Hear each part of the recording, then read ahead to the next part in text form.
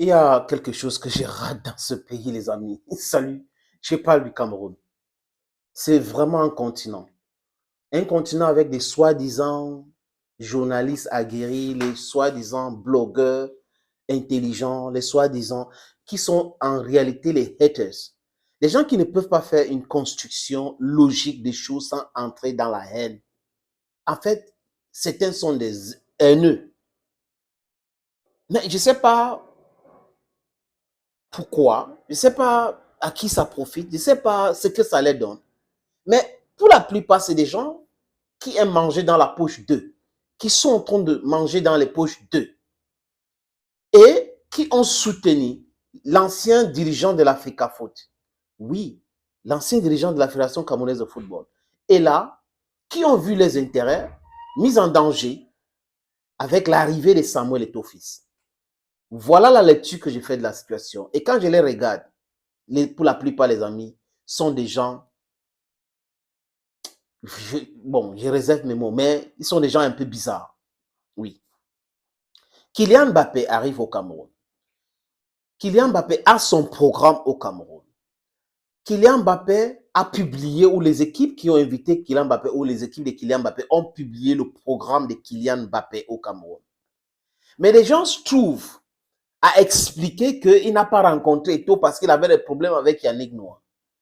Yannick Noah n'a pas communiqué pour dire cela. Joachim Noah n'a pas dit cela. Mais c'est toujours les histoires bidons. C'est-à-dire qu'on a Eto'o, vraiment, Kylian a boudé Eto'o, Kylian.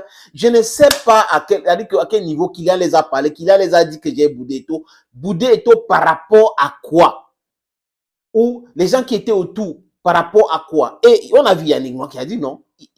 J'ai juste discuté avec lui par rapport à tel projet. Vous savez qu'il y a un projet à Obala et il rencontre avec les enfants de nuit.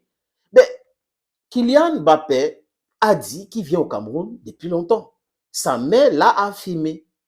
Du moins, avant d'être gros star, il venait au Cameroun. Mais en quoi est-ce que c'est un problème si Kylian vient au Cameroun sans rencontrer Eto'o? Est-ce que Kylian Mbappé n'a jamais rencontré Eto'o? Eto'o, c'est une grosse star du football. C'est une superstar mondialement reconnue du football. Oui, c'est un fait. Quoique, il reste une grosse star de football.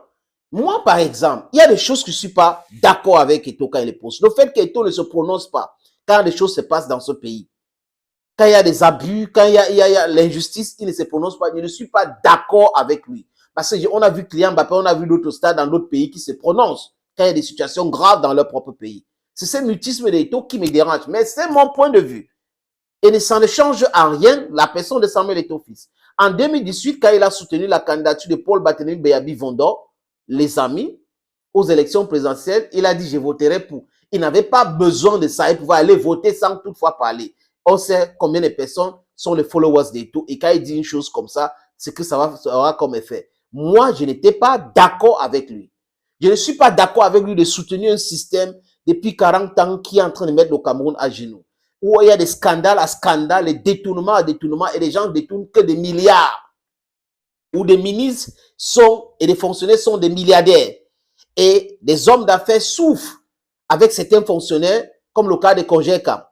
Donc, mais Congé-Cam aussi est dans le système. Bref, mais c'est un homme d'affaires, les amis. Donc, en fait, quand j'ai dit cela, on peut, de façon constructive, critiquer. Mais les choses qui ne servent à rien, des inutilités, on met ça devant la scène, on raconte des trucs et tout ça là. Et quand vous regardez, les gens sont sérieux là-dedans. Non, ce n'est pas ça qui va faire en sorte que vous allez manger l'argent de l'Africa Foot. Ce n'est pas ça qui va faire en sorte qu'on va vous donner de l'argent. C'est pas possible. Vous, on peut être des critiques, c'est normal. On peut ne pas être d'accord avec comment les gens font des choses, mais à un moment donné, quand vous regardez la réaction de certaines personnes, vous avez la certitude que c'est de l'acharnement. Il y a un qui est en Europe, là, d'autres. Il passe son temps, ça dit que son dada, son passe-temps favori, c'est Samuel Eto'o-Fils. Oui, peut-être qu'il fait marcher sa page, peut-être que c'est grâce à Eto'o qu'il a beaucoup d'abonnés, mais seulement c'est de l'acharnement. À un moment donné, ce n'est pas de l'information, ils ne font personne. Il fait de la promotion de la haine. Pour moi, c'est un haineux. Et on a des haineux comme ça. quand on critique, j'ai dit, je répète encore, c'est de façon constructive. On peut même pas être d'accord sur tout ce que Eto'o fait. C'est normal, ce n'est pas le Dieu de quelqu'un. Mais seulement, quand vous faites de l'acharnement, on peut voir que c'est de l'acharnement.